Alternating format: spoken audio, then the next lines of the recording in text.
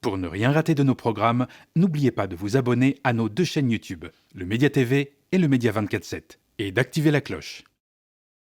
Donald Trump est-il définitivement devenu fou? Ça fait 2 semaines depuis le dernier numéro de Du côté de chez Sam, et la question se pose de plus en plus. Déjà, jeudi 18 décembre, le président américain annonce l'organisation de Patriot Games, genre de Hunger Games à la sauce Trump.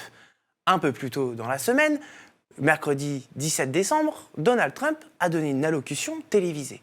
Pas de grandes annonces particulières, juste un one-man show pour vanter sa politique économique. Seulement, le problème, c'est que les chiffres et les informations que le président américain a données étaient tellement erronées que 3 des plus grandes chaînes américaines diffusant l'allocution ont refusé de passer ces graphiques à l'antenne. Là aussi, son camp se crispe car la réalité est moins reluisante tant l'inflation explose. Depuis lors, au moins 2 polémiques retentissantes. Ses propos sur le déclin civilisationnel de l'Europe, avec la doctrine complètement affichée et assumée de lutte contre la théorie complotiste favorite de l'extrême droite du grand remplacement. Celles également qui ont fait suite à l'assassinat de l'acteur Rob Reiner et de son épouse, attribuant ce drame à, je cite, son anti-trumpisme enragé. Une déclaration qui scandalise encore une fois dans son propre camp. Et de malaise, il risque d'y en avoir de nouveau après les nouvelles images publiées dans le cadre de l'affaire Epstein. La pression s'accentue sur la ministre de la Justice américaine qui tarde toujours à donner accès à l'ensemble du dossier comme exigé par la loi votée au Congrès le mois dernier. On parle de tous ces sujets tout de suite dans Du côté de chez Sam.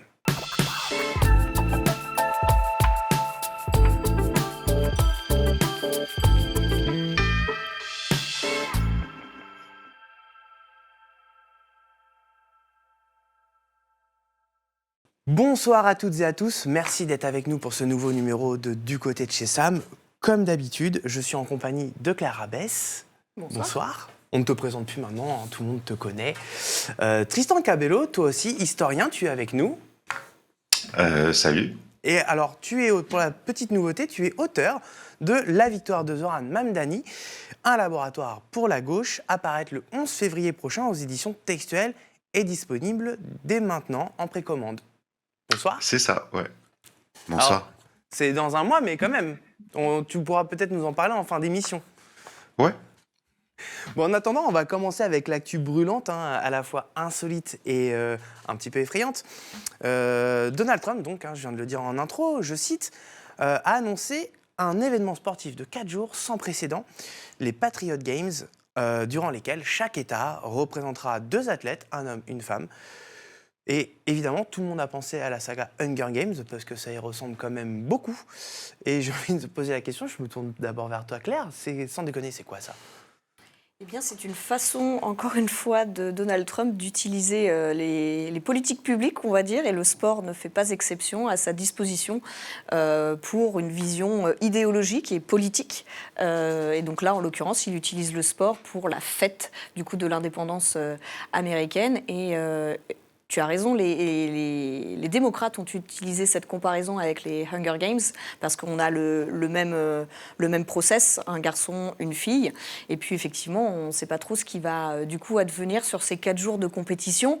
Mais moi, ça me fait penser, et on en parlait rapidement, mais ça me fait penser vraiment à l'utilisation par Donald Trump du sport sur un sujet que je traite un petit peu. Et du coup, à ces Enhanced Games aussi dont ses soutiens ont beaucoup parlé, et notamment les manias de la Silicon Valley. Je parlais de Palantir la dernière fois, mais c'est aussi soutenu, ces Enhanced Games, justement, par Peter Thiel, un des PDG du coup de Palantir. Et donc, c'est des jeux du dopage. C'est-à-dire qu'on va permettre aux athlètes de se doper pour aller au bout des capacités humaines. C'est vraiment lié au transhumanisme, à cette volonté de la Silicon Valley de l'amélioration de l'homme et de l'humain. En tout cas, c'est leur vision de la chose. On sait qu'ils sont tout à fait dans les sujets de l'anti-vieillissement. C'était aussi le cas de l'utilisation de la testostérone pour des programmes anti-vieillissement par Kennedy, secrétaire d'État à la santé. C'est évidemment dans les délires d'Elon Musk et de cette pierre philosophale qu'on va trouver un jour pour pour être immortel. Donc il y a vraiment une utilisation là du sport et encore une fois à visée idéologique. C'est donc cet humain que l'on va décupler. Et puis dans les Hunger Games, ou là en tout cas dans ce qu'il peut dire dans les Hunger Games ou dans les Patriot Games, c'est aussi des compétitions très genrées, femmes, hommes. Donc il y a aussi derrière tout un tas de choses comme le refus des athlètes transgenres, évidemment, de la dénonciation de l'utilisation aussi de certaines catégories ou d'une certaine vision du sport. Donc là, encore une fois, le sport est un outil le sport n'a pas de valeur intrinsèque en soi. Encore une fois, c'est le sport et ce qu'on en fait. Et là, en l'occurrence, on en fait un objet à la main de Trump pour son idéologie et pour sa politique. En fait, Tristan, toi, en qualité d'historien, ça ressemble quand même beaucoup à la manière dont, je sais pas, je dis ça au pif, des dictateurs utilisent le sport. Ouais, ouais, tout à fait. Et ben moi, ça me fait aussi penser tout simplement à l'histoire récente. Donald Trump, si vous vous rappelez, lors du dernier défilé du 4 juillet, il avait voulu faire de ça un grand événement avec alors il y avait des chars, des soldats, etc. Comme il l'avait vu un peu au 14 juillet avec Emmanuel Macron ou dans d'autres pays. Et on se rappelle que ça avait pas du tout fait son effet. C'est-à-dire, on avait vu des vieux chars défiler sur Pennsylvania Avenue qui faisaient des bruits un peu bizarres. On avait vu que les soldats étaient pas du tout prêts pour ce genre de défilé. Alors là, j'ai hâte de voir vraiment ce que ça va donner, parce qu'il y a toujours des grandes annonces comme ça avec Donald Trump. Alors on imagine voilà quelque chose. Ça va être sur le Mall, donc c'est-à-dire ce grand parc qu'il y a au centre de Washington où il y a vraiment tous les monuments, le Washington Monument d'à côté et puis de l'autre côté le Lincoln Monument. Sur le papier, ça sonne assez grandiose. Moi, j'ai vraiment hâte de voir quelle va être la logistique derrière ça. Déjà, est-ce que ça va vraiment se passer? Parce que ça demande vraiment beaucoup de logistique et beaucoup d'organisation. Puis, comment on va organiser tout ça? Puis surtout, à quoi ça va ressembler?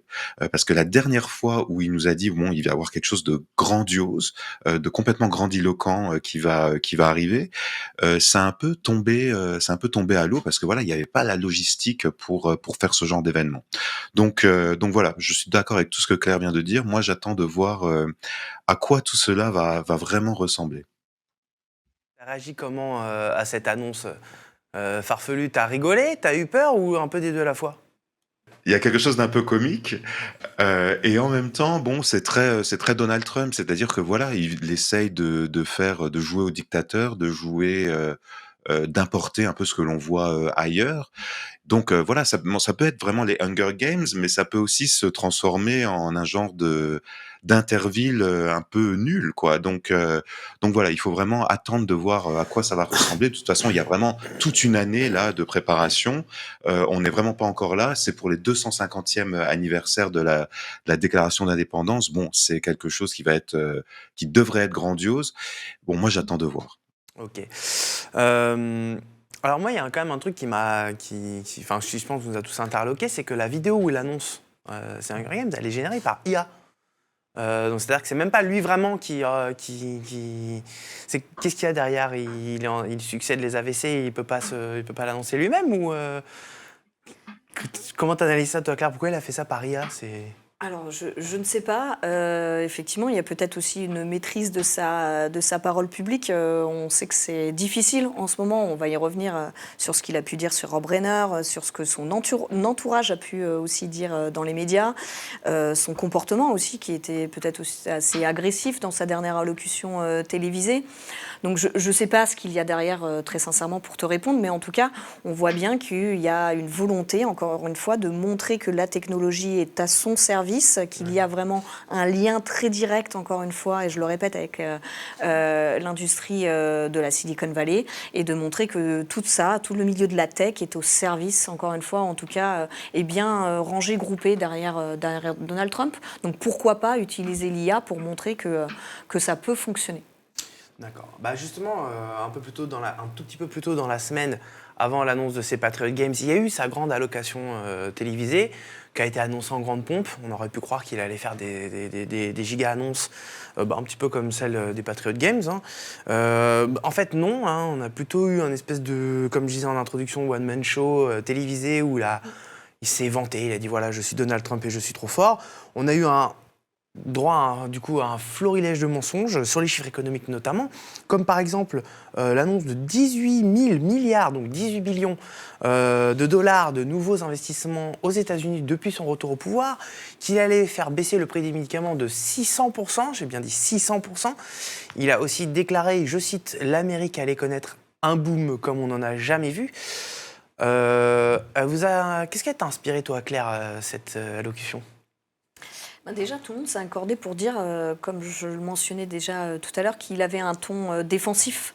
Il était assez agressif, justement parce qu'il est aujourd'hui assez critiqué sur la politique d'affordability, donc de lutte contre la vie chère, qu'il était censé justement remettre à plat, remettre en bon état de santé l'économie.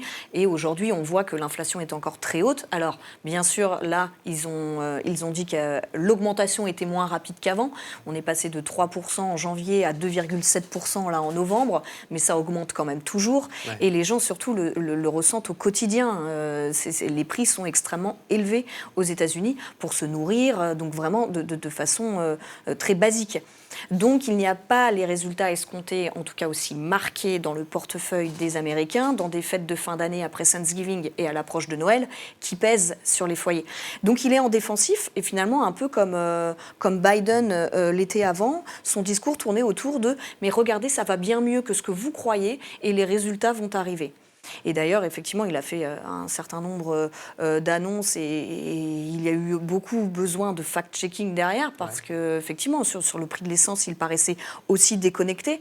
Il parlait d'un galion à 2,90, que ça ne dépassait pas du tout dans le pays, justement, les 2,90 $. Bon, c'est les 2,50 dollars, justement, ça n'est absolument pas le cas. Beaucoup de commentateurs sont bien allés chercher les résultats en plus de l'agence gouvernementale. Donc voilà, il y a plein d'exemples sur le fait qu'il dit qu'il va utiliser les fruits de cette politique. Les droits de douane vont financer finalement la pension ou l'extra justement chèque qu'il va donner aux militaires vétérans. Mais finalement, c'était déjà prévu dans la Big Beautiful Bill. Donc voilà, on a vu qu'il y avait un amas assez flou de mesures qui étaient un peu là pour essayer de cacher un mauvais bilan. Et en même temps, ça fait même pas encore un an tout à fait qu'il est au pouvoir et il a vraiment un discours défensif en attaquant frontalement les démocrates, en disant c'est la faute de Biden, c'est la faute des démocrates. Donc voilà, on l'a trouvé un petit peu énervé, un petit peu mis en difficulté, moi je trouve, sur ce discours. Ouais, t'en penses quoi toi, Tristan, de cette allocution de TV ? Ouais, mais je suis d'accord avec Claire, hein. Moi, ce qui m'a vraiment choqué dans cette allocution, c'était le ton. C'est-à-dire le ton était pas du tout approprié. Alors d'habitude, on a l'habitude de voir les présidents vraiment dans le bureau ovale, assis, et puis ils lisent un prompteur assez calmement. Là, c'était pas du tout le cas. Il était debout. Il y avait un micro, un genre de micro qu'on a dans les meetings électoraux. Bon, c'était assez bizarre à voir. Et puis surtout, il avait l'air d'être énervé. C'est-à-dire, on avait l'impression de se faire engueuler, quoi, quand on le regardait. En plus, il faut se mettre dans le timing, quoi. C'est-à-dire qu'on était c'était à 9h du soir. Les gens sont crevés, ils rentrent du boulot, ils regardent ça et ils se font crier dessus. Bon, le ton était vraiment pas du tout approprié. Moi, ce qui m'a aussi beaucoup choqué cette fois-ci, c'était de voir la réaction des journalistes et des éditorialistes juste après. Jusqu'ici, bon, ils jouaient quand même un peu le jeu, c'est-à-dire qu'ils prenaient ce que Trump disait et puis ils essayaient quand même d'analyser. Là, tu vois, même sur les grandes chaînes, même sur CNN, même sur NBC, etc., ABC, bon, les gens étaient là, ils disaient mais c'est incroyable qu'on doit commenter ça. C'est-à-dire que tout était vraiment un tissu de mensonges, d'inventions. Et puis surtout, lui avait l'air de pas aller très bien, de pas voir vraiment ce qui se passait. Et ce que Claire a dit, c'est très important. Ça ressemble beaucoup à ce que Biden disait finalement. C'est bon, regardez, les chiffres sont pas si mal que ça. Et en effet, ben, pour l'instant, on sait pas trop comment, mais je crois qu'on va en parler après. Bon, ça tient un petit peu. Mais bon, il y a rien, il y a pas de quoi se réjouir. Il avait promis quand même de stopper l'inflation le premier jour de son mandat. C'est pas du tout ce qui se passe. Les prix augmentent, les gens sont vraiment pris à la gorge ici. Il y a vraiment des gens qui ne s'en sortent plus du tout. Donc il y avait une grande déconnexion entre ce que nous on vit ici au niveau des prix et puis au niveau de la consommation et puis ce que lui disait et donc voilà, c'est cette déconnexion moi qui m'a vraiment frappé. Ouais. Bah, ce qu'a dit Tristan me permet de rebondir parce qu'il a parlé des éditorialistes et des grandes chaînes. Je rappelle que c'est une information que je tiens de France Info et que j'ai vérifié après en regardant sur les chaînes américaines elles-mêmes, mais 3 des grandes chaînes américaines ont refusé de passer ces graphiques à la télé parce que justement les informations qui étaient contenues étaient complètement fausses. Ça c'est quand même, médiatiquement, je veux dire, c'est quand même hyper embarrassant pour Donald Trump, ça. Claire? Oui, complètement. Mais c'est vrai qu'on voit, je suis d'accord avec Tristan, c'est important et on pourra le revoir aussi sur les réactions qu'il y a eu suite aux propos qu'il a tenus sur Rob-Brenner. Il y a quand même là un point qui est une réaction, on va dire, augmentée par rapport à Donald Trump. Et c'est vraiment important de relier ça dans un contexte. Par exemple, la sortie dans les médias, et donc notamment les interviews qu'a pu faire à Vanity Fair Suzy Weiler, sa chef de cabinet, enfin l'équivalent un peu d'un secrétaire général de l'Élysée.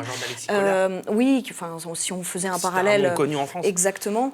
Donc il y a un peu un rôle de tour de contrôle en fait de ce qui se passe quand même à la Maison Blanche et qu'il dit, elle dit justement, il est imprévisible et finalement il arrive toujours à dire ce qu'il veut et à montrer ce qu'il veut et même s'il y a de la contestation et elle la première, eh bien certes je le dis que je ne suis pas d'accord mais puis après, pardonne-moi l'expression, c'est je lâche l'affaire parce que de toute façon il arrive à toujours montrer les choses telles qu'il souhaite les montrer et elle va plus loin, elle dit qu'il a un comportement du coup imprévisible d'alcoolique.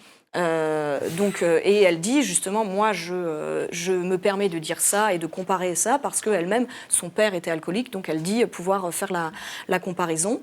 Et bref, peu importe, ce qu'elle veut dire là-dessus, c'est qu'il arrive encore une fois toujours à ses fins et donc à utiliser la réalité et donc à la twister et à en faire une autre réalité et donc avec des faits alternatifs. On revient vraiment à la première analyse de ce qu'est Trump et donc cette réalité alternative où il bâtit des faits qui ne sont plus des faits, ce n'est plus la vérité, il invente une autre vérité et effectivement les médias se sont pas mal prêtés au jeu d'interpréter ce qu'il disait, de commenter, etc.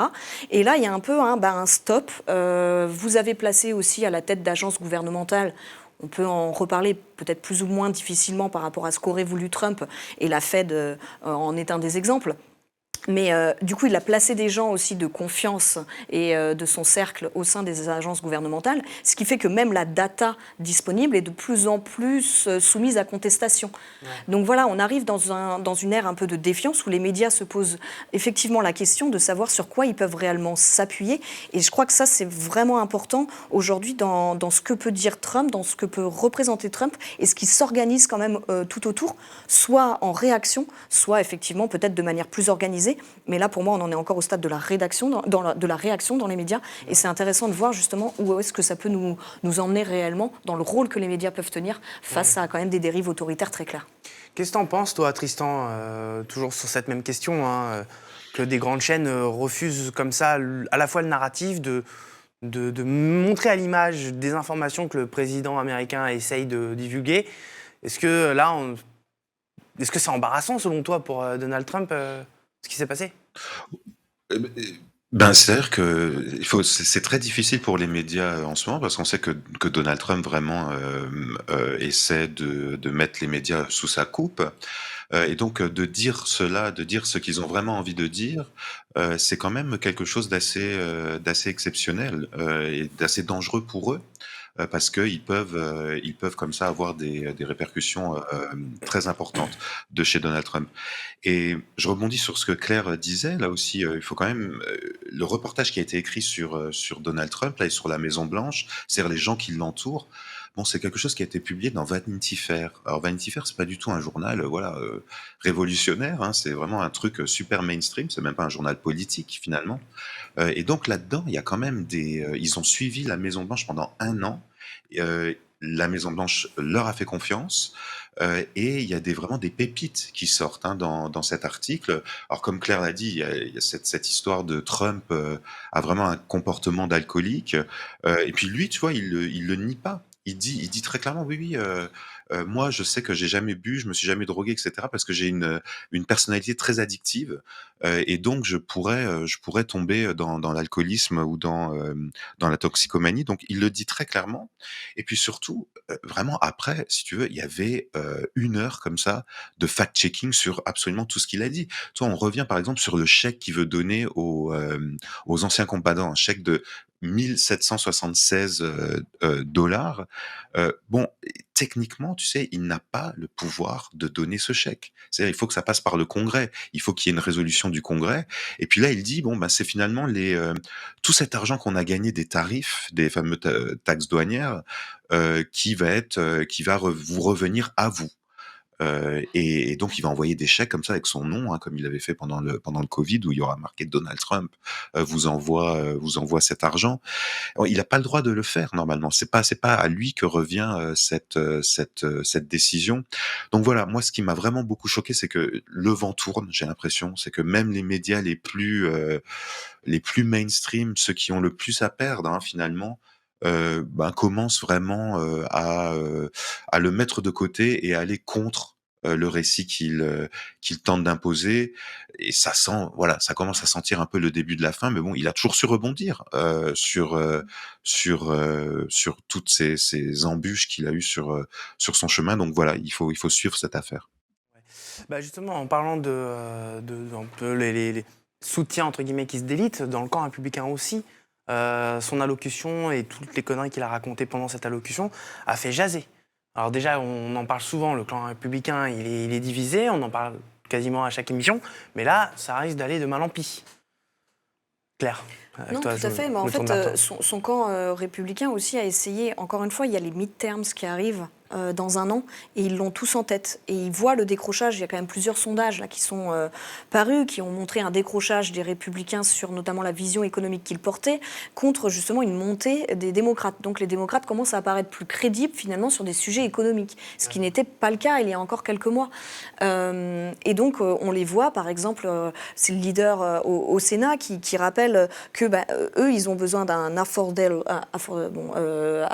Care Act, donc des soins disponibles, et que justement cette loi, aujourd'hui, elle va faire que les Américains ne vont plus avoir accès à des soins de manière basique et à des prix modérés.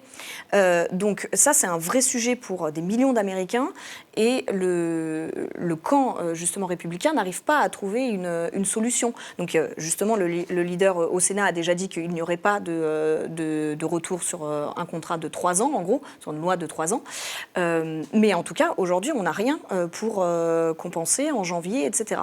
Donc en fait, ils reviennent sur des sujets de la vie quotidienne, dont Donald Trump, on l'a dit tout à l'heure, semble déconnecté. Il dit, vous inquiétez pas, ça va venir, vous allez le recevoir dans votre portefeuille.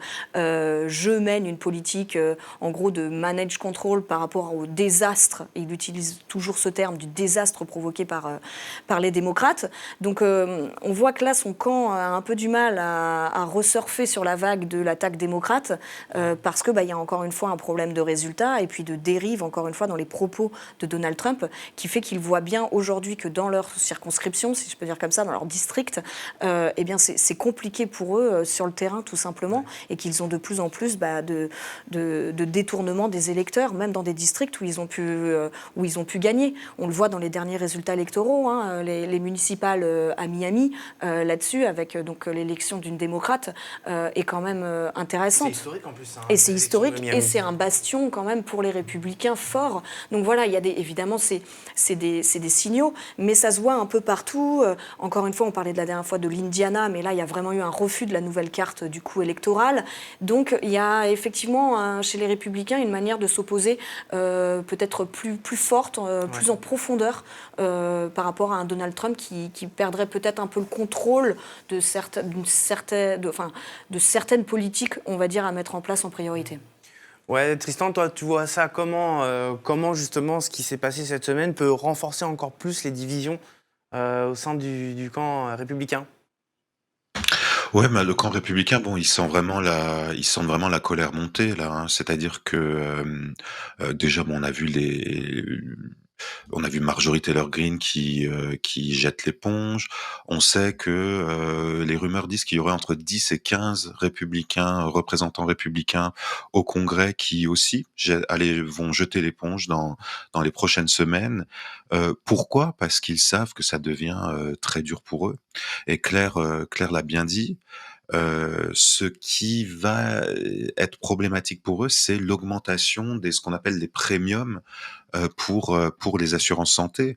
La plupart des gens s'assurent sur ce qu'on appelle une marketplace, c'est-à-dire l'Obamacare, et donc ils payent des premiums, des cotisations pour leur assurance. Alors en plus en général c'est pour quand même acheter des assurances qui remboursent pas grand chose, hein. Mais là alors là j'ai regardé un peu les prix dans certains États, ça va être du qui tout double, hein. C'est-à-dire ça va passer de 300 à 600 dollars par mois. Et donc bon, les gens ne peuvent pas se permettre de payer ça. Et il y a même des républicains. Alors j'ai entendu une analyse assez intéressante hier sur ABC. Un représentant républicain dont j'ai oublié le nom disait oui, mais finalement les gens vont pas aller dépenser cet argent qu'ils dépensent dans les assurances santé, et du coup ils vont peut-être avoir l'impression qu'ils ont plus d'argent à la fin du mois. Alors, je veux dire, s'ils essayent, si c'est ça, si c'est à ça qu'ils se raccrochent, je crois qu'ils sont vraiment complètement désespérés là. Ce que l'on voit, c'est que ça devient de plus en plus dur, et ça devient de plus en plus dur pour les gens qui vivent dans des États rouges, comme on le dit ici, hein, c'est-à-dire des États républicains, où c'est dans ces États que l'Obamacare est le plus prégnant. Alors bon, voilà, il va y avoir beaucoup de défections, il va y avoir quand même beaucoup de gens qui ne vont pas se représenter, et puis voilà, des prix qui vont augmenter, surtout pour l'assurance santé.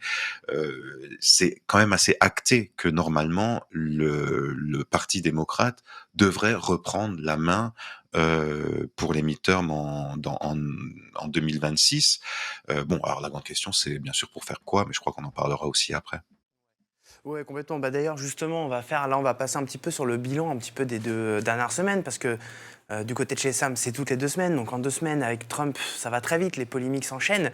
Parce qu'effectivement, il a multiplié les propos chocs, les polémiques, les outrances. Il a notamment donné sa nouvelle stratégie de sécurité et en a profité pour tacler l'Union européenne en l'avertissant de son, je cite, déclin civilisationnel. Il a parlé dans des termes qui lui sont propres de théorie du grand remplacement, hein. C'est connu à l'extrême droite. Est-ce que pour vous, c'est le signe d'une politique raciste qui va être de plus en plus agressive et assumée, Claire? Oui. Comme je l'ai dit la dernière fois, et on l'avait rappelé, je crois, avec Tristan, le trumpisme est une politique xénophobe. Encore une fois, le déclin civilisationnel dont il accuse l'Union européenne, c'est bien un déclin civilisationnel pour une race qui serait blanche. Donc, encore une fois, on est vraiment dans une idéologie raciste, en effet. Et c'est assez construit, hein, par ailleurs, ça date pas d'hier, hein, pour eux. Steve Bannon ne disait pas autre chose. Donc aujourd'hui un peu plus loin, mais toujours idéologue quand même du clan MAGA. Donc on le retrouve dans ce rapport effectivement de la sécurité nationale. On le retrouvait l'année dernière dans la conférence sur la sécurité à Munich avec J. Evans qui justement accusait les Européens d'avoir perdu cette culture européenne civilisationnelle. Et puis il y a bien eu Musk également, et peut-être qu'on va y revenir, mais plus sur de l'ingénierie justement, dans le sens où il soutenait des partis, il prenait parti pour des partis politiques justement patriotes, donc l'AfD en Allemagne, le Rassemblement national en France, Vox en Espagne, etc., etc.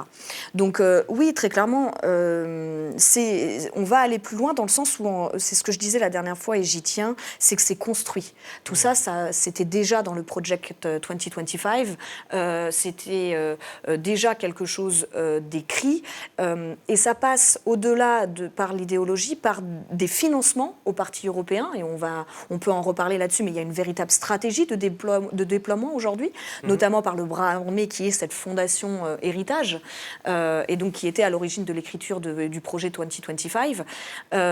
Donc, encore une fois, on a quelque chose de l'ordre du financement à des partis alliés en Europe pour faire partie, pour lutter contre le continent woke, pour le grand remplacement, etc., etc. Donc, on a un triptyque, en fait, qui est vraiment anti-immigration, anti-écologie, anti-woke. Et tout cela s'assortit de formation. Également, on l'avait déjà dit ici, mais en France, on parle des réseaux Atlas, ça correspond un peu à tout ça. Exactement, et puis on parle aussi, par exemple, en Hongrie, de think tank polonais également. En fait, c'est aussi un peu ce que décrit Anne Applebaum, qui est donc cette historienne, notamment qui a écrit beaucoup sur l'URSS, sur l'histoire du goulag, beaucoup sur les mécanismes de Orban mis en place en Hongrie, dont en partie s'inspire aussi la Fondation Héritage.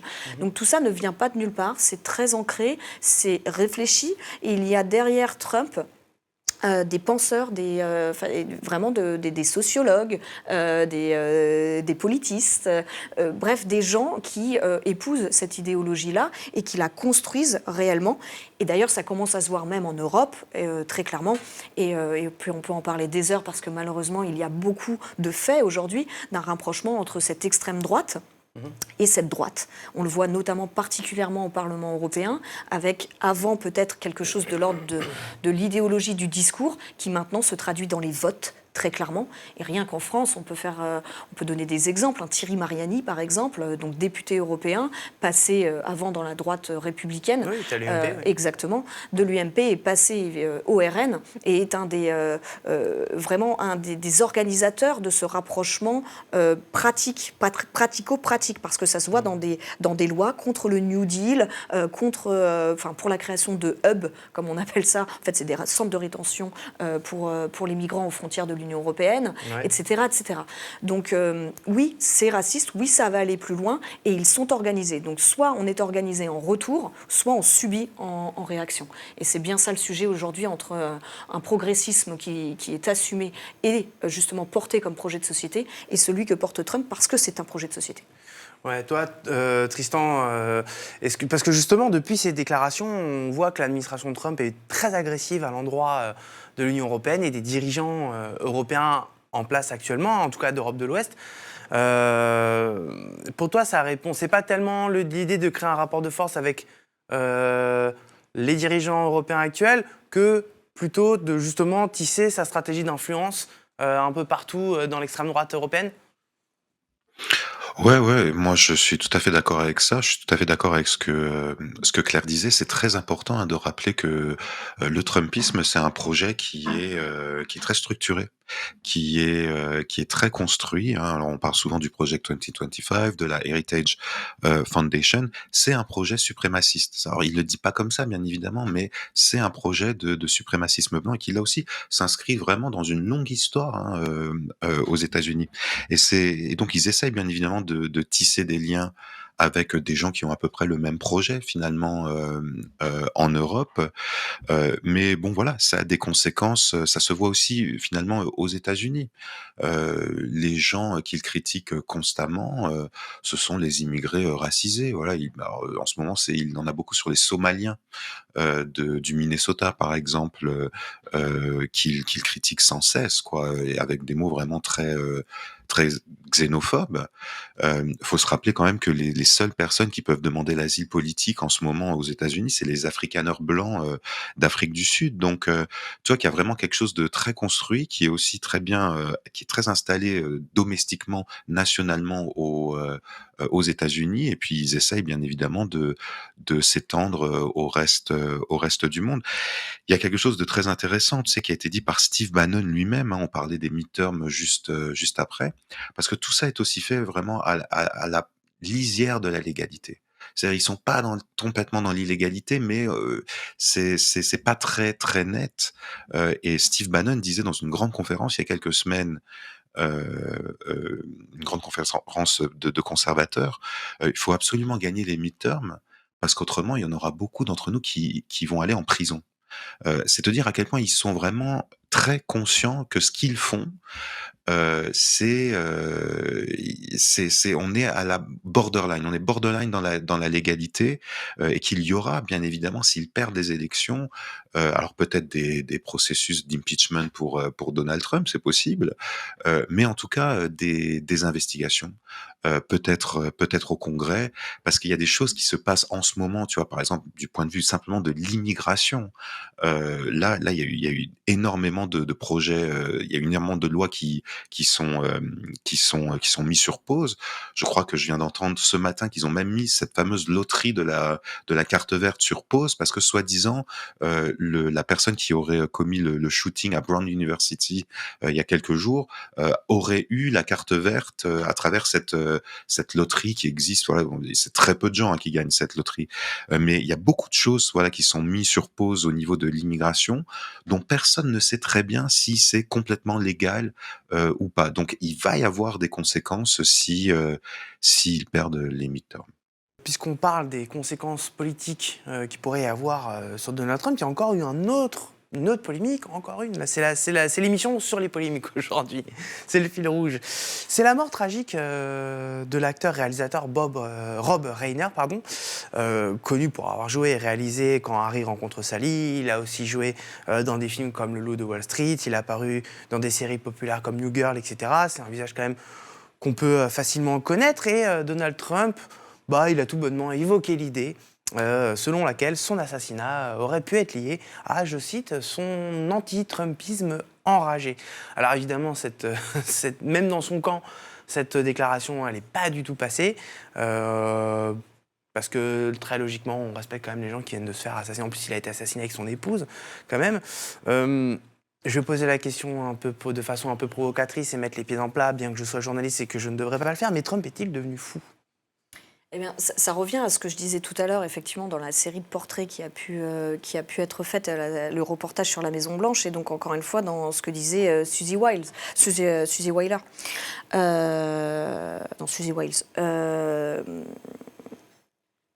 En fait, là, aujourd'hui, Donald Trump, il est vraiment devenu, encore une fois, incontrôlable. Et ses propos, ça montre qu'il n'y a finalement pas de filtre, puisqu'il parle de son ressenti vis-à-vis, effectivement, tu l'as rappelé, d'un acteur populaire qui a été très apprécié, d'une figure d'Hollywood. Et donc, au-delà, évidemment, on est quand même obligé d'en parler, de la décence morale, en fait, très sincèrement. Vous pouvez être en désaccord, et il faut le rappeler, lui, quelqu'un d'assez vocal contre Donald Trump. Ouais. Effectivement, il était démocrate et assumé contre Donald Trump. Il a souvent, effectivement, dénoncé la façon autoritaire de se comporter de Donald Trump. Donc oui, il y avait un positionnement politique, mais encore une fois, cet homme est décédé en plus dans des circonstances terribles, puisque évidemment, ce n'est pas encore vérifié, mais ce serait éventuellement son fils qui serait soumis à l'emprise de drogue, justement, qui aurait assassiné donc son père et sa compagne.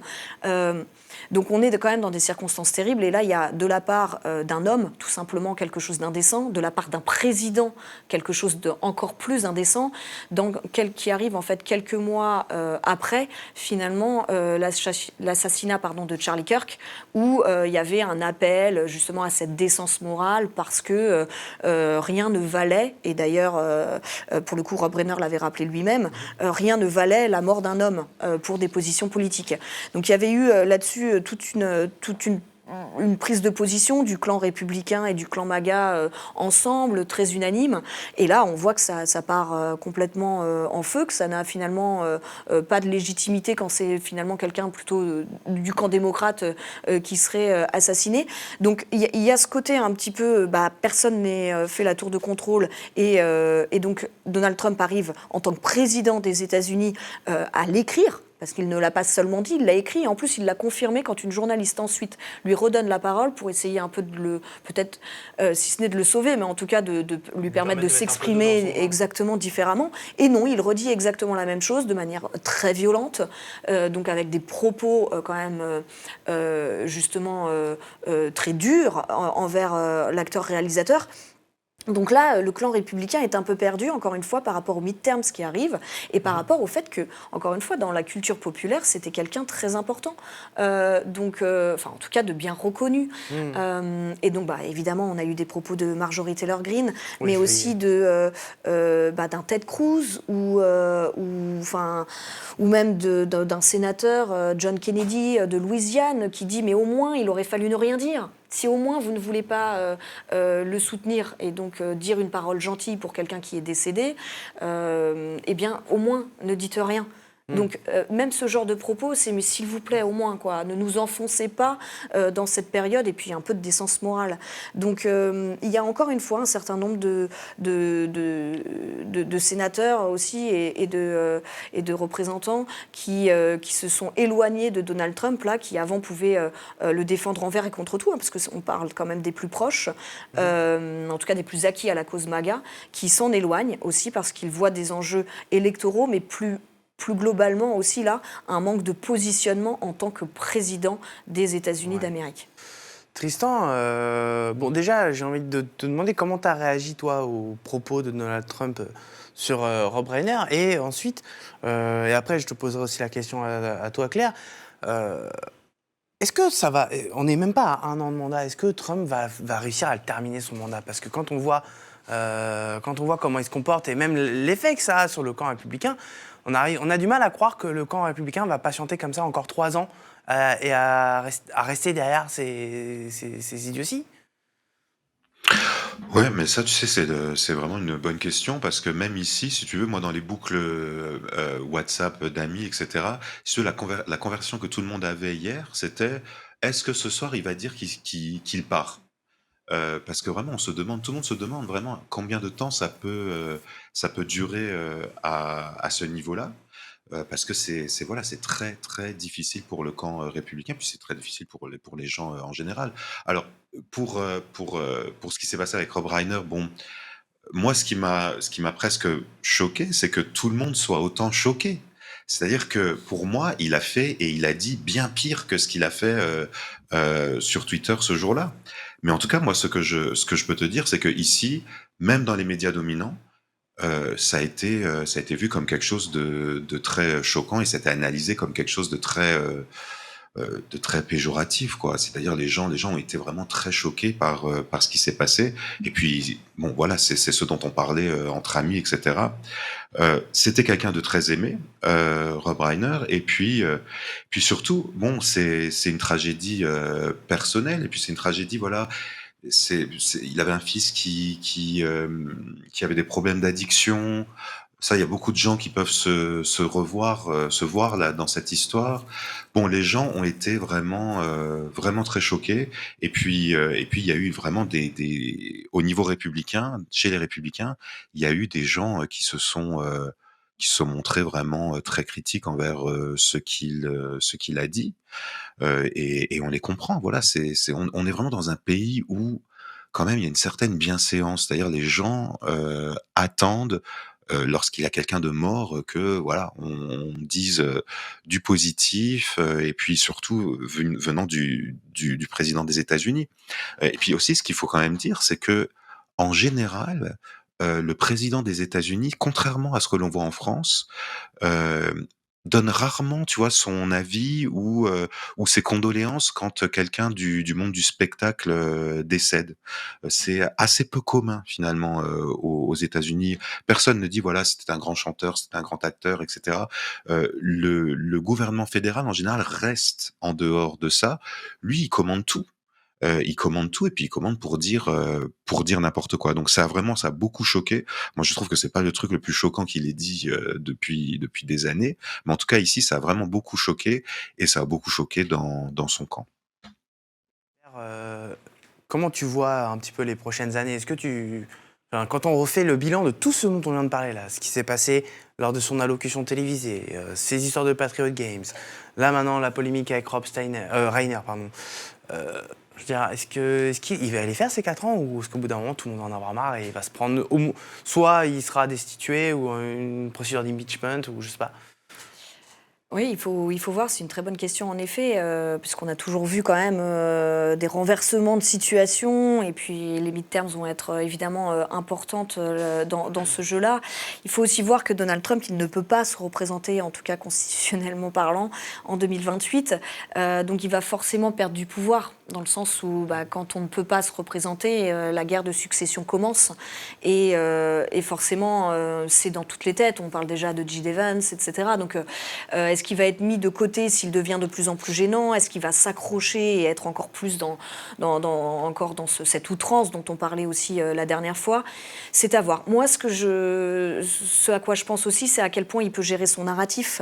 On le voit, par exemple, avec l'offre d'achat, en tout cas de Netflix sur Warner Bros. Et la contre-offre de Paramount, parce que derrière tout ça, en fait, il y a aussi la volonté de Donald Trump de mettre la main sur CNN. Tout à l'heure, Tristan en parlait, dans les médias du coup plus mainstream.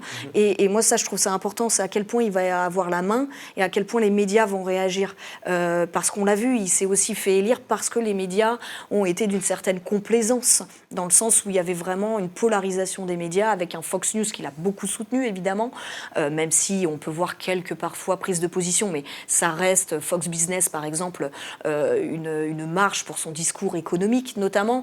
Donc, et les médias démocrates, du coup, qui étaient complètement diabolisés à côté, MSNBC, etc. Et donc, on a les médias un peu mainstream qui jouaient le jeu de commenter, encore une fois, d'essayer de fact-checker, mais bon, un peu plus ou moins rapidement, plus ou moins difficilement aussi, les éléments de Donald Trump. Et là, on sent qu'il y a quand même un mouvement au sein de ces médias-là, on en a parlé tout à l'heure. Et par exemple, cette mainmise ou pas, avec un Jared Kushner en embuscade, sur un éventuel deal, c'est loin d'être fait, mais qu'est-ce que ça pourrait dire justement sur le narratif que peut imposer Donald Trump dans ces dernières années? Je ne sais pas. Ça peut être d'autant plus compliqué que ça me permet de faire une petite transition sur la petite dernière question que j'aimerais poser sur un autre dossier, parce que la pression se resserre aussi sur le dossier Epstein. Cette semaine, de nouvelles images sont sorties de la part du clan démocrate. Certaines impliquent d'ailleurs son vieux pote Steve Bannon, on l'a évoqué tout à l'heure, mais aussi Woody Allen. Si les démocrates accèdent que ces images n'ont rien de compromettantes, ils confessent qu'elles servent néanmoins à mettre la pression sur le ministère de la Justice, et sa locatrice Pam Bondi. Alors que le délai en plus donné par la loi votée le l'an dernier arrive à son terme et que le dossier n'est toujours pas publié, pourquoi ça tarde autant? Est-ce que Pam Bondi et Donald Trump essayent de temporiser autant qu'ils peuvent sur cette question, Claire? Oui, il y a une pression en tout cas qui est mise sur le ministère de la Justice, très clairement, parce qu'il y a aussi une volonté de faire respecter la loi et qu'ils ont aussi envie de montrer que justement, on l'expliquait la dernière fois, mais Trump essaye de prendre tous les outils à sa disposition pour effectivement ralentir le processus. Donc Encore une fois, on ne sait pas ce qui va sortir, à quel point ils vont essayer de tronquer ou pas certaines sources, mais dans tous les cas, cette affaire fait mal politiquement, et je crois que c'est ce sur quoi essayent d'appuyer les démocrates pour montrer qu'il y a un manque de transparence, pour montrer que Donald Trump, finalement, ne met pas en place ses promesses électorales aussi. Et encore une fois, on le sait, c'est quelque chose de très, très important pour MAGA, cette affaire, et de trouver la vérité sur cette affaire. Et donc je crois que là, encore une fois, les démocrates essayent de l'utiliser pour faire un levier d'action et pour que l'étau se resserre un petit peu sur Donald Trump. Ouais. Ouais. Toi, Tristan, qu'est-ce que t'en penses? C'est pour temporiser un petit peu toutes ces facéties sur le dossier qui n'est toujours pas publié? Ouais, déjà juste vous dire que moi, comme j'écoute un peu ce qui se passe à la télévision française et puis ce qui se passe à la télévision américaine. Bon, c'est vrai que ici, disons que les chaînes d'infos en continu sont un peu moins obsédées par l'affaire Epstein que ce que je vois en France. C'est-à-dire en France, on en parle vraiment beaucoup. Tous les jours, il y a des nouveaux épisodes qui sont relayés. C'est vrai qu'ici, bon, on en parle très peu, peut-être parce que justement, il y a beaucoup de gens qui sont vraiment mêlés dans cette affaire. Et puis bon, il y en a de facto beaucoup moins en France. Bon, qu'est-ce qu'on a vu dans les dernières semaines là? Finalement, c'est des photographies, des emails qui ne prouvent rien, qui ne montrent pas grand-chose, sinon que Jeffrey Epstein avait beaucoup d'amis et qu'il avait beaucoup d'amis. Bon, quand même, il avait beaucoup d'amis qui étaient principalement des hommes, principalement blancs, principalement issus quand même de ce qu'on appelle les élites libérales, en gros. Bon, voilà, pas beaucoup de gens de gauche, pas beaucoup, quelques-uns à l'extrême droite, Steve Bannon, etc. Bon, ces photographies finalement, elles disent pas grand-chose, elles ne prouvent rien, sinon, elles alimentent un peu, la suspicion. Quand même dire, que ce qui m'a un peu surpris, puisqu'on est dans un média de gauche, il faut peut-être en parler, c'est quand même la présence de Noam Chomsky dans ces files. Noam Chomsky, donc grand linguiste, penseur de la gauche américaine.